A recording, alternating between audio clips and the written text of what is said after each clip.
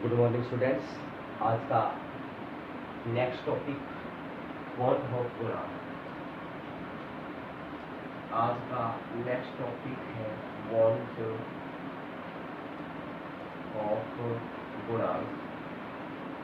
Want of गुणांक इसको आई के द्वारा प्रेजेंट करते हैं या स्मॉल आई से लिख सकते हैं। वांट ऑफ गुणांक को आई के द्वारा प्रेजेंट करते हैं।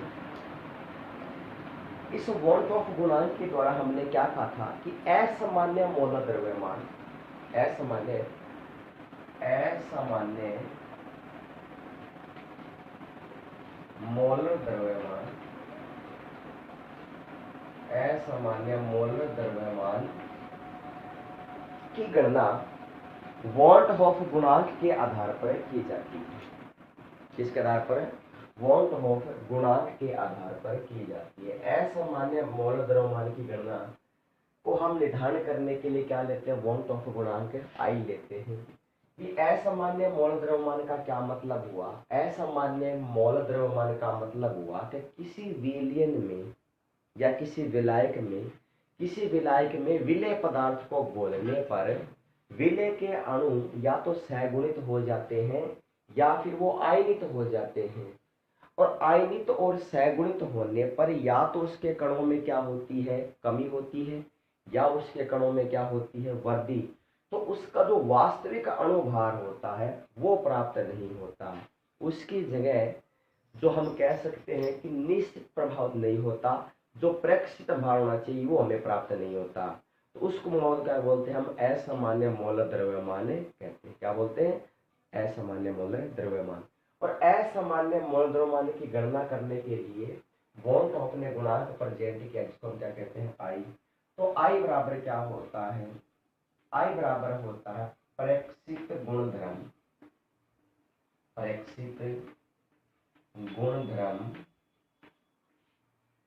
बटा सैद्धांतिक प्रेक्षित गुणधर्म बटा सैद्धांतिक गुणधर्म। ठीक है। तो आई बराबर फॉर्मूला होता है, आई बराबर फॉर्मूला क्या होता है कि प्रेक्षित बटा क्या होता है? सैद्धांतिक। क्या होता है? सैद्धांतिक। या फिर हम ये कह सकते हैं कि आई बराबर फॉर्मूला क्या होता है? आई बराबर फॉर्मूला होता है सहगुणन के पश्चात मोलों की संख्या, सहगुणन के पश्चात मोलों की संख्या, मोलों की संख्या। ठीक है। अपॉन क्या होता है? सहगुणन के पूर्व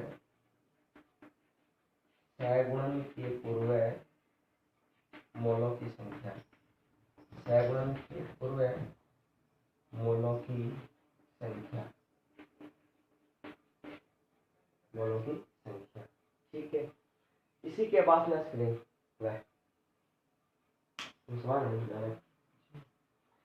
सहगुणन के पश्चात मोलों की संख्या बटा सहगुणन के पूर्व मोलों की संख्या।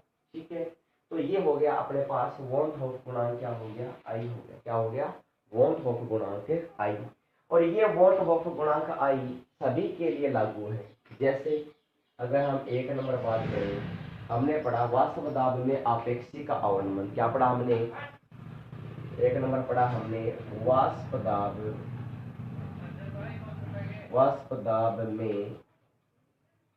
में आपेक्षिक अवनमन। तो हम ये कह सकते हैं कि डेल्टा पी अपॉन में डेल्टा पी।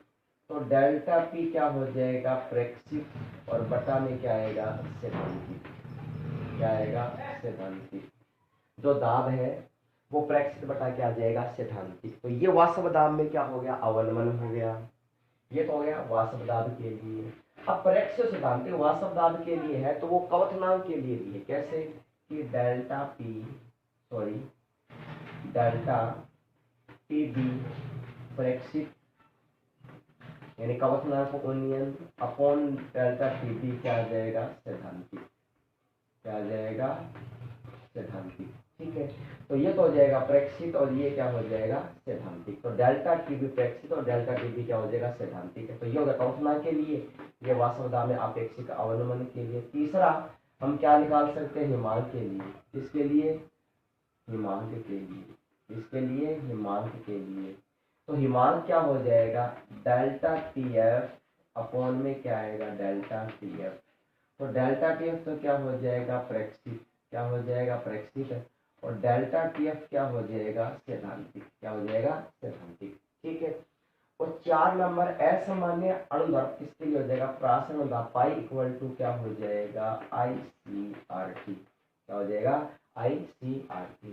तो कहने का मतलब तो ये जो असामान्य मोल द्रव्यमान है वो किसके लिए है वास्तवता में आपेक्षिक अवनमन के लिए भी है, और ये किसके लिए कवथनांक उन्नयन के लिए भी है, हिमांक अवनमन के लिए भी है, और प्राशन दाब के लिए भी है। तो कहने का मतलब यदि हम ये कहें कि असामान्य मोल द्रव्यमान की गणना हम किसके आधार पर करते हैं, तो हम वास्तव दाब अवनमन में भी करते हैं, ठीक है, डेल्टा टी भी कवथनांक उन्नयन में भी करते हैं, हिमांक अवनमन भी करते हैं, और प्राशन दाब के लिए भी करते हैं। यदि आई की बात करें, अब यदि आई के लिए बात करें कि आई जो वोल्ट ऑफ गुणांक है अपना, आई वोल्ट ऑफ गुणांक, तो ये जो है वोल्ट ऑफ गुणांक आई इक्वल, यदि हम बात करें यदि आई इक्वल 1 हो, यदि आई इक्वल क्या हो 1, तो सैगुणन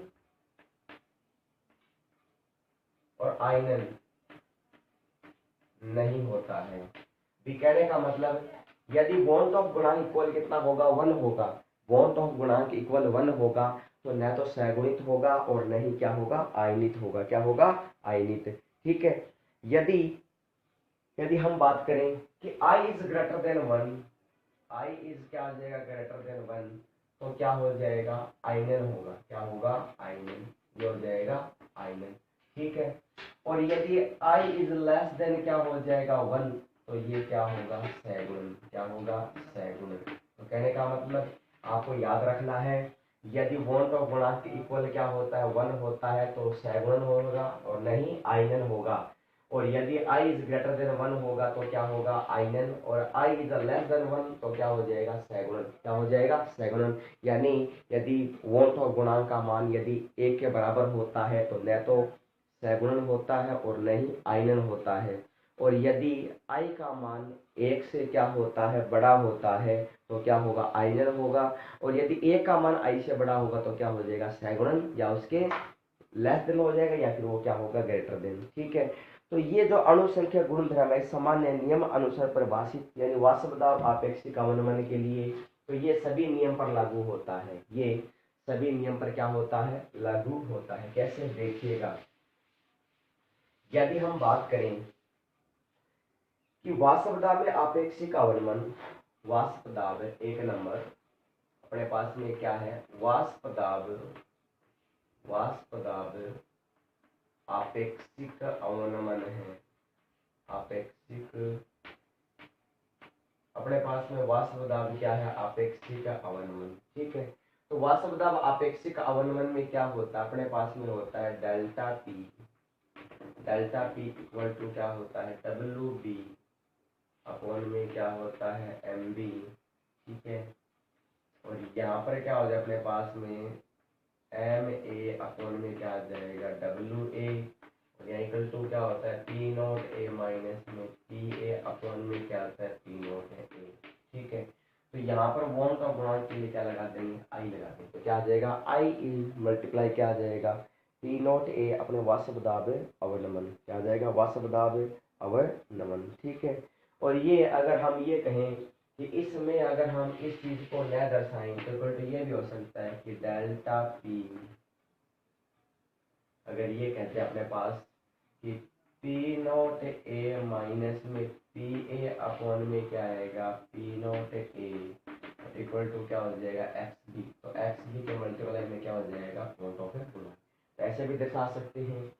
2 नंबर कवथनांक के लिए की बात करें, कवथनांक उन्नयन के लिए, तो कवथनांक उन्नयन के लिए क्या होगा I इक्वल, आपको पता है हमने क्या पढ़ा कि delta T B delta T B equal क्या आ जाएगा, आई गुणा में क्या आएगा के बी और गुणा में क्या आ जाएगा एम। तो डेल्टा टी हमें कवचनांक को यूनियन निकालना हो तो ये लगेगा, और यदि अनुभार निकालना हो कवचनांक यूनियन में एम बी का मान निकालना हो तो क्या आ जाएगा अपने पास, तो अपने पास में आएगा आई गुणा में क्या आएगा के बी गुणा में क्या आएगा डब्ल्यू बी इनको में क्या आएगा 1000 अपॉन में क्या आएगा अपने पास, अपॉन में अपने पास में आ जाएगा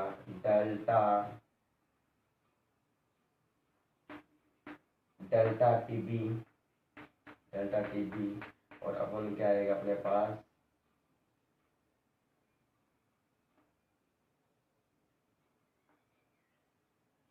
ये हो गया अपने पास। तो डेल्टा के बी आई इंटू क्या के B W B into 1000 upon में क्या आएगा अपने पास, और ये आ जाएगा यहाँ पर डब्ल्यू ए, क्या आ जाएगा डब्ल्यू ए। इस प्रकार से हम अणुभार भी निकाल सकते हैं, क्या निकाल सकते हैं, अणुभार भी निकाल सकते हैं। ठीक है, तो ये हो जाएगा। अब पढ़े हिमांक में अवनमन, क्या पढ़े हिमांक में अवनमन। हिमांक में अवनमन के लिए क्या निकालेंगे देखो, अब हम बात करें हिमांक में अवनमन तीसरा, तो हिमांक में अवनमन क्या होता है, delta T F equal to क्या आएगा आई गुणा में क्या आएगा टी एफ और गुणा में कौन आएगा मोललता। ठीक है, तो ये आ जाएगा अपने पास मोललता। अगर यहाँ से हम एम बी का मान निकालना चाहें तो एम बी इक्वल टू क्या आता है अपने पास, एम बी इक्वल टू आता है आई गुणा में के एफ गुणा में डब्ल्यू बी गुणा में क्या आएगा 1000 और अपॉन में अपने पास में क्या आ जाएगा, अपॉन में आ जाएगा डेल्टा टी एफ मल्टीप्लाई तो इसमें आ जाएगा अपने पास डब्ल्यू बी, तो एम बी की जगह अपने पास में यहाँ पर क्या आ जाएगा डब्ल्यू ए, इसलिए हम यहाँ से भी निकाल सकते हैं। ठीक है, 4 नंबर यदि प्रासरण दाब के लिए निकालेंगे, प्रासरण दाब, तो प्रासरण दाब अपने के लिए बात करते हैं तो पाई इक्वल टू क्या होता है सी आर टी होता है ना, तो pi equal to van't Hoff गुणांक के लिए क्या आ जाएगा आई सी आर टी। ठीक है, तो कहने का मतलब प्रासरण दाब क्या होता है, pi equal to C R T होता है, और वॉन्ट ऑफ गुणांक के लिए क्या आ जाएगा आई सी और क्या आ जाएगा आर टी। अगर अब हम प्रासरण दाब के आधार पर अणुभार निकालना हो, एम बी का मान निकालना हो, क्या निकालना हो एम बी, तो एम बी इक्वल टू क्या होता है, तो सबसे पहले अगर हम बात करें एम बी निकालने के लिए हमने क्या पढ़ा था, हमने पढ़ा था कि पाई बी इक्वल टू क्या होता है एन आर टी, क्या होता है एन आर टी। यदि हम यहाँ से किसका मान निकालें, किसका मान निकालें पाई का, तो पाई इक्वल टू क्या हो जाएगा एन आर टी अपॉन में क्या आ जाएगा वी, यहाँ से एन का मान हमने निकाला तो पाई इक्वल टू एन का मान क्या होता है डब्ल्यू बी अपॉन क्या होता है एम बी, तो ये हो जाएगा आर गुणा में क्या हो जाएगा टी और अपॉन में क्या हो जाएगा अपने पास में क्या हो जाएगा बी। यहाँ से हम क्या निकाल सकते हैं एम बी का मान निकाल सकते हैं, किसका निकाल सकते हैं एम बी का, तो एम बी इक्वल टू क्या हो जाएगा अपने पास, यहाँ क्या आ जाएगा पाई, तो अपने पास में क्या आएगा डब्ल्यू गुणा में क्या आएगा आर टी और अपॉन में क्या आ जाएगा बाई वी। तो एम बी का मान निकालेंगे तो यहाँ पर क्या लगा सकते हैं आई इनको में क्या आएगा डब्ल्यू पी गुणा में क्या आएगा आर टी और अपॉन में क्या आ जाएगा पाई वी।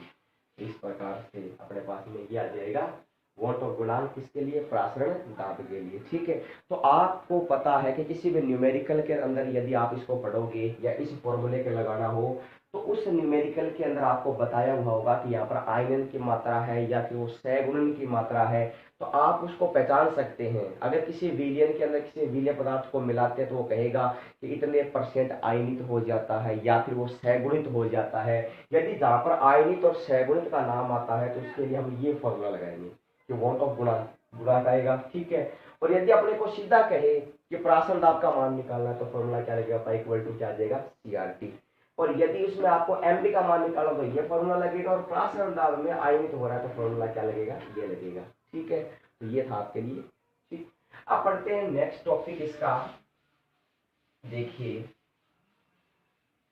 नेक्स्ट टॉपिक है, नेक्स्ट टॉपिक की बात करें वॉन्ट ऑफ गुणांक तथा आयरन की मात्रा अल्फा में संबंध। तो देखिए यदि हम बात करें नेक्स्ट टॉपिक वॉन्ट ऑफ गुणांक, वॉन्ट ऑफ गुणांक आई एंड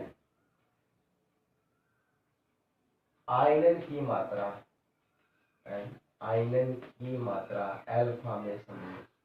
आयनन की मात्रा अल्फा में संबंध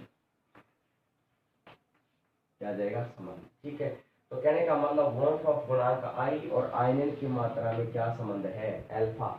आयनन की मात्रा क्या होती है, अल्फा। इसने कहा कि माना किसी विलयन में विलय के ए मोल, माना किसी विलयन में विलय का ए मोल घुला हुआ है और आयनन क्या करता है, एन कण देता है और वियोजन की मात्रा क्या होती है, अल्फा। देखिए क्या है कि माना किसी विलयन में, माना किसी विलयन में विलय के ए मोल घुले हुए, विलय के ए मोल घुले हुए हैं, तो आयनित होकर,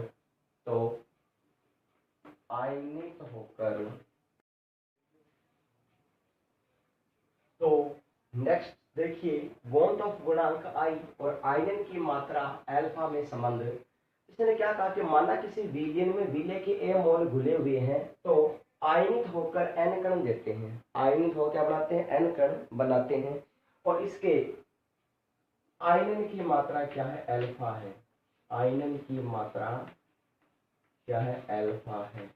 आयनन की मात्रा क्या है, अल्फा है। ठीक है, इसने क्या कहा कि आयनन की मात्रा अल्फा है तो प्रारंभ में मोलों की संख्या क्या हो जाएगी, देखिए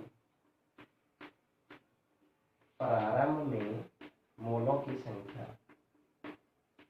प्रारंभ में मोलों की संख्या, तो ए मोल है तो वो पर आयनित होकर क्या देते हैं, एन ए मोल देते हैं। ठीक है, ये कहने का मतलब अपने पास में कोई भी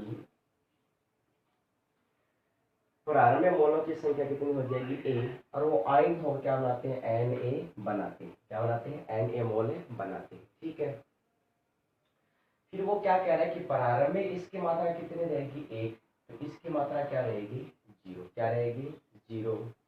ये क्या कह रहा है कि आयनन की जो मात्रा होती है वो क्या होती है, अल्फा। उसने क्या कहा कि आयनन के पश्चात मोलों की संख्या, तो आयनन के पश्चात मोलों की संख्या क्या हो जाएगी। अब आयनन होगा इसका मतलब क्या हुआ, कमी हो रही है, 1 माइनस में अल्फा, क्या हो जाएगी, 1 माइनस में अल्फा। ठीक है, तो यहाँ से कणों की संख्या में क्या होगी, वृद्धि होगी, तो ये क्या हो जाएगा, एन अल्फा, क्या हो जाएगा, एन अल्फा। कहने का मतलब आयनन का मतलब क्या हुआ, आयनन का मतलब होता है टूटना, तो प्रारंभिक मोलों में आयनन होगा तो क्या आएगी, 1 माइनस में अल्फा, कमी हो जाएगी, और फिर आयनन में क्या होगा कि बी मोल प्राप्त हो रहे हैं तो कितनी होगा, एन अल्फा, कितना हो जाएगा, एन अल्फा। तो ये क्या कह रहे हैं, विलय के प्रेक्षित मोलों की संख्या क्या होगी, ये कहेगा विलय के प्रेक्षित मोलों की संख्या, विलय के प्रेक्षित मोलों की संख्या कितनी हो जाएगी, तो ये हो जाएगा 1 माइनस में अल्फा प्लस में क्या आएगा, एन अल्फा, क्या आ जाएगा, एन अल्फा। भी दोनों में प्रेक्षित मोलों का मान कितना हो जाएगा, 1 माइनस में अल्फा बटा प्लस में क्या आएगा, एन अल्फा। तो ये क्या हो जाएगा, 1 प्लस में अल्फा एन माइनस में 1। यहाँ से हम क्या करते हैं, कॉमन लेते इसको, तो क्या आएगा 1 प्लस में अल्फा और क्या आ जाएगा, एन माइनस में क्या आ जाएगा, 1।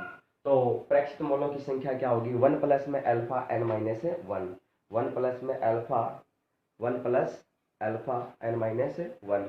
तो विलय के सैद्धांतिक मोलों की संख्या क्या होगी, तो विलय के सैद्धांतिक मोलों की संख्या, तो विलय के सैद्धांतिक मोलों की संख्या, तो सैद्धांतिक मोलों की संख्या क्या होती है, एक होती है, क्या होती है, एक। ठीक है, तो वॉट ऑफ गुणांक बराबर फॉर्मूला क्या होता है, वे आयनन के पश्चात मोलों की संख्या और आयनन के पूर्व मोलों की संख्या। तो आयनन के पश्चात, तो आई इक्वल टू क्या हो जाएगा, आई इक्वल टू हो जाएगा 1 प्लस में अल्फा और एन माइनस में क्या आएगा 1 और बटा में क्या आएगा 1, क्या आएगा 1। तो 1 प्लस में अल्फा और एन माइनस में क्या आएगा 1 आएगा, क्या आएगा, एन माइनस में 1। तो ये क्या हो गया, आयरन से आयरन के पश्चात मोलों की संख्या और आयरन के पूर्व मोलों की संख्या। ठीक है, तो यहाँ से हम क्या करेंगे, एल्फा का मान निकालेंगे। इसका मान निकालेंगे एल्फा। तो यहाँ से अब यदि ए का मान देते तो कुछ नहीं आता, तो इसका मतलब ये हुआ कि एल्फा का मान निकालेंगे तो क्या आएगा अपने पास, एल्फा इक्वल टू क्या आएगा देखिए। ठीक है, तो एल्फा बराबर यहाँ से एक हो गया, इसकी वजह ये बची, तो यहाँ से एल्फा का मान निकालते हैं। किसका निकालते हैं, एल्फा। तो एल्फा इक्वल टू क्या हो जाएगा, एल्फा इक्वल टू हो जाएगा 1 माइनस में, देखिए एल्फा इक्वल टू क्या आ जाएगा, वॉट ऑफ गुणांक माइनस में 1 अपॉन में क्या आएगा एन माइनस में 1, आगे एल्फा की मात्रा, क्या आएगा एल्फा की मात्रा। तो देखिए वॉट ऑफ गुणांक आई और आई की मात्रा एल्फा में क्या संबंध होता है, माना किसी विलियन में विलय के ए मोल घुले हुए हैं तो आयनित होकर वो एन कण देता है, और आयनित की मात्रा क्या है एल्फा, यानी किसी विलियन के अंदर विलय के ए मोल घुले हुए हैं, तो ए मोल घुला हुआ है तो वो आयनित होगा तो एन कण देगा, और उसके आयनन की मात्रा क्या होती है एल्फा। तो ये हो गया आयनन की मात्रा एल्फा। इसने कहा प्रारंभ में मोलों की संख्या क्या है, ए मोल है, और आयनित होकर क्या देते हैं वो एन ए मोल देते हैं। तो इसका मोल क्या होगा, प्रारंभिक क्या होगा 1, और इसका क्या होगा 0।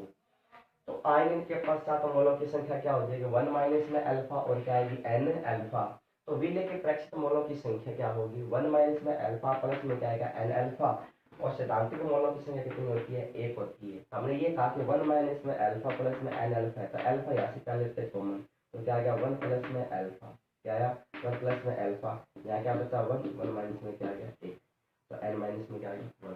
ठीक है, अब ये क्या कह रहा है कि आई बराबर क्या होता है, आई बराबर होता है कि आयनन के पश्चात मोलों की संख्या बटा आयनन से पूर्व के मोलों की संख्या। तो हमने कहा 1 प्लस में अल्फा एन माइनस में 1, यहाँ से हम किसका मान निकालेंगे, इसका मान निकालेंगे अल्फा का, तो क्या आएगा आई माइनस में 1 अपॉन में क्या आएगा एन माइनस में 1। इस प्रकार से हम क्या निकाल सकते हैं, आयनन की मात्रा और अल्फा में क्या निकालते हैं, संबंध निकालते हैं। ठीक है, नेक्स्ट हम पढ़ेंगे अपने पास में है सहगुणन की मात्रा और अल्फा में संबंध, वोल्ट ऑफ गुणांक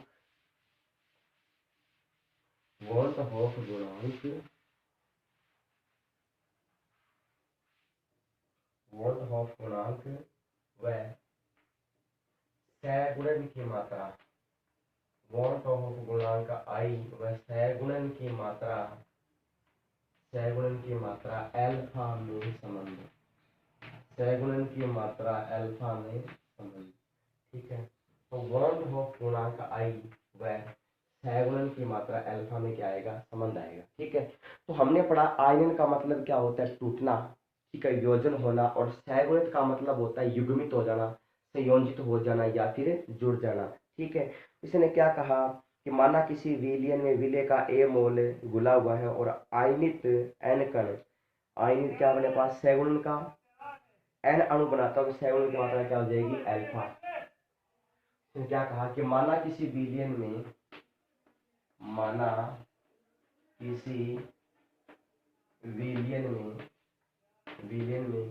विलय का ए मोल घुला हुआ है, विलय का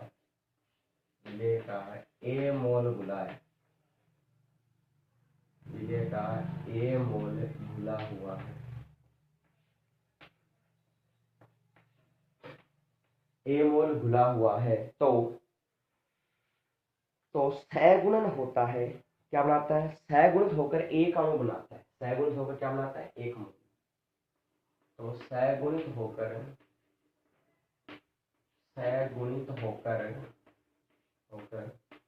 एक मोल बनाता है, और सहगुणन की मात्रा क्या है अल्फा है, और सहगुणन की मात्रा अल्फा है, सहगुणन की मात्रा क्या है अल्फा। माना प्रारंभ में मोलों की संख्या, प्रारंभ में मोलों की संख्या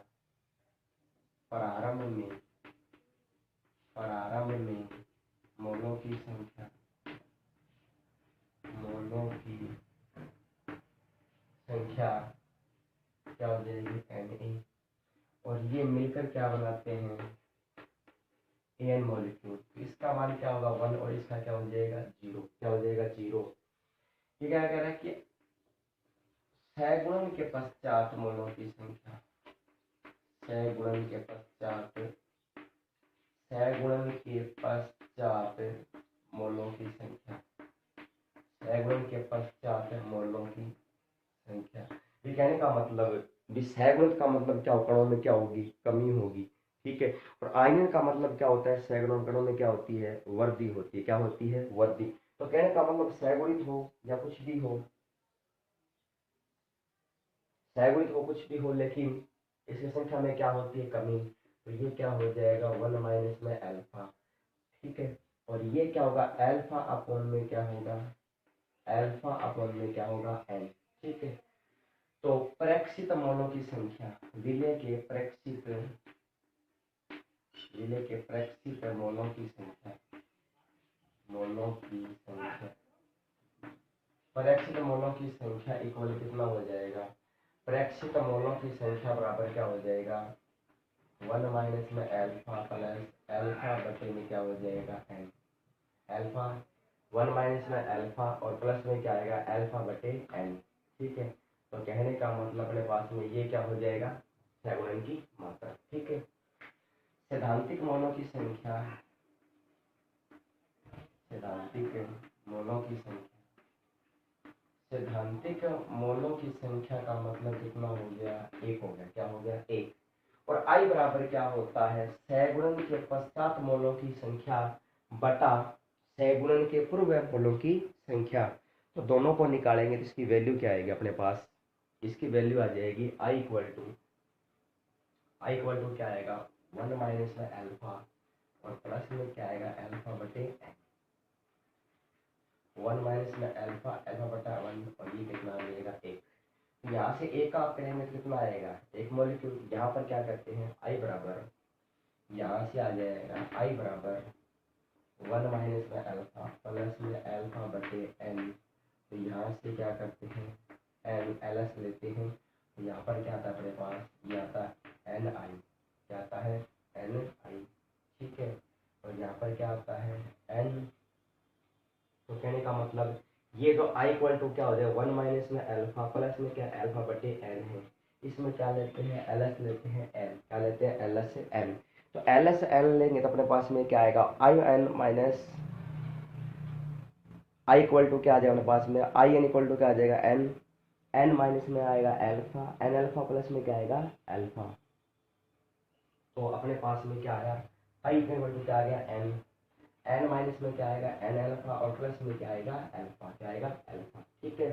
तो इन दोनों को हम क्या करते हैं, जो एन एन संख्या उसको एक तरफ कर देते हैं। तो अपने पास में क्या आ गया, अपने पास में आ गया ये आई एन माइनस में क्या आ गया, एन इक्वल टू क्या आ गया, अल्फा और इसमें क्या आ जाएगा, एन अल्फा, क्या आ जाएगा, अल्फा प्लस में क्या आ जाएगा, माइनस में क्या आ जाएगा, एन अल्फा, ठीक है। तो ये एन एन इक्वल टू क्या हो जाएगा, एन इक्वल टू, तो अपने पास ये है एन माइनस में एन बराबर एन माइनस में क्या आएगा, अल्फा माइनस में क्या आएगा, एन अल्फा। तो कहने का मतलब ये हुआ कि आपके पास में आई एन माइनस में क्या है, इक्वल क्या है, अल्फा, क्या अपने पास अल्फा। तो ये आ जाएगा अल्फा माइनस में क्या आएगा, एन अल्फा, या एन अल्फा माइनस में क्या आएगा, अल्फा। तो कहने का मतलब ये हुआ कि ये अपने पास में ये चीज़ें आ सकती है, ठीक है। तो अगर हम यहाँ से क्या कर लेते हैं, एन क्या लेते हैं, कॉमन लेते हैं, क्या लेते हैं, एन कॉमन। तो एन कॉमन लेंगे तो अपने पास में क्या आएगा, आई माइनस में क्या आएगा, 1 इक्वल टू, यहाँ से अल्फा कॉमन लेंगे तो क्या आएगा, 1 माइनस में क्या आएगा, क्या आ जाएगा, एन आ जाएगा। 1 माइनस में क्या आ जाएगा, एन, ठीक है। यहाँ से हम क्या निकालेंगे, अल्फा का मान निकालेंगे। तो अपने पास में क्या आएगा, एन आई माइनस में 1 अपॉन में क्या आएगा, 1 माइनस में एन, यह आ गया अल्फा सहगुणन की मात्रा, क्या आ जाएगा, अल्फा सहगुणन की मात्रा। देखिए वॉन्ट ऑफ गुणांक आई और सहगुणन की मात्रा अल्फा में संबंध। सहगुणन की मात्रा का मतलब क्या हुआ, कि सहगुणन का मतलब होता कि दो चीजें हैं, अगर दो मॉलिक्यूल है जुड़ेंगे तो क्या हो जाएगा, 1 मॉलिक्यूल बनेगा। तो कहने का मतलब सहगुणन तो क्या होती है, कणों में क्या होती है, कमी होती है, और आयनन में क्या होती है, वृद्धि। इसने क्या कहा कि माना वॉन्ट ऑफ गुणांक आई और सहगुणन की मात्रा अल्फा में संबंध निकालना है। तो माना किसी विलय में विलय का ए मोल घुला हुआ है और सहगुणित होकर 1 मोल बनाता है, और सहगुणन की मात्रा क्या होती है, अल्फा। तो हमने क्या कहा, प्रारंभ में मोलों की संख्या कितनी हो जाएगी, एन ए मोल बनकर क्या बनाएंगे, ए मोल बनाएंगे। तो प्रारंभिक मात्रा क्या होगी 1, तो इसके लिए क्या हो जाएगा 0। तो सैगुणन के पश्चात मोलों की संख्या क्या हो जाएगी 1 माइनस में अल्फा, और अल्फा बटे में क्या आएगा एन। और प्रेक्षित मोलों की संख्या क्या हो जाएगी, दोनों का देखेंगे तो 1 माइनस में अल्फा प्लस में क्या आएगा अल्फा अपॉन क्या आएगा एन। तो सिद्धांतिक मोलों की संख्या कितनी होती है, 1 होती है। तो आई इक्वल टू क्या आ जाएगा 1 माइनस में alpha plus alpha N upon में क्या आएगा 1। तो एक का भागफल कितना आएगा 1। तो कहने का मतलब अपने पास में आ गया आई इक्वल टू 1 माइनस में अल्फा प्लस में अल्फा बटे में क्या आया एन। यहाँ से एन क्या लेते हैं, लघुत्तम लेते हैं एन का, या एल्फ लेते हैं। तो अपने पास में क्या आ जाएगा I N equal N minus में अल्फा प्लस में क्या आ गया अल्फा। ठीक है, फिर इसने क्या कहा कि यहाँ से हम क्या करते हैं एन एन की